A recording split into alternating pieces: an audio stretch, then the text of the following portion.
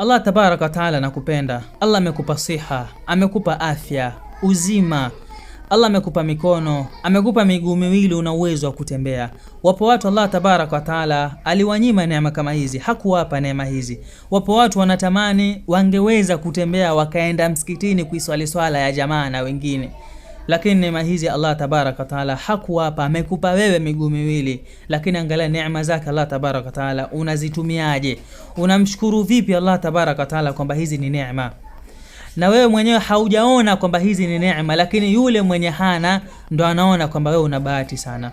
Allah amekupa macho unaona, Allah amekupa masikio unasikia, Allah amekupa na mdomo unao uwezo wa kuongea, amekupa na akili unao uwezo wa kufikiria na kupanga mambo. Wapo watu Allah tabaraka wa taala hizi zote neema aliwanyima. Allah anasema thumma la tusalunna yawma idhin 'anil na'im, kisha mtakuja ulizwa siku hiyo kuhusiana na neema mlizopewa na Allah tabaraka wa taala. Thumma la tusalunna, kisha mtakuja ulizwa. Akatumia nuni ya taukid, yani kusisitiza ya kwamba hakika mtakuja ulizwa siku hiyo. Anin naim, yawma idhin anin naim, siku hiyo kuhusiana na neema.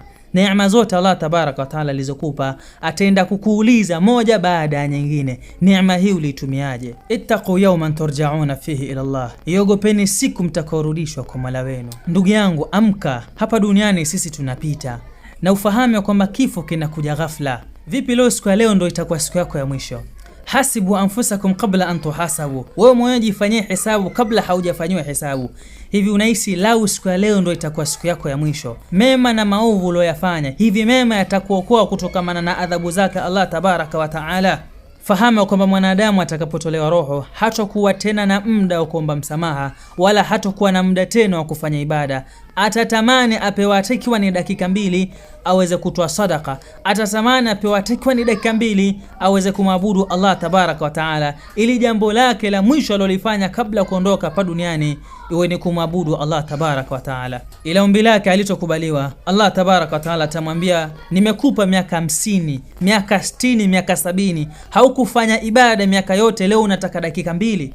Ndugu yangu Muislamu, fahamu utakapotolewa roho hakuna muda tena wa kuomba msamaha, hakuna tena muda wa kufanya ibada. Ni ima uwa peponi milele au uwa motoni milele. Muda uko nao sasa hivi. Rudi kwa Allah tabaraka wa taala, muabudu Mola wako. Unasubiri nini?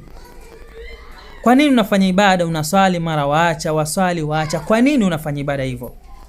Ya Rabbi, nakuomba usitoe roho yangu isipokuwa ukiwa radhi na mimi. Ya Rabbi, nakuomba uniepushe na moto mkali wa Jahannam, na unijalie niwe katika waja wako wema peponi ya Rabbi, mimi pamoja na kila atakayeshare video hii na kuandika amen.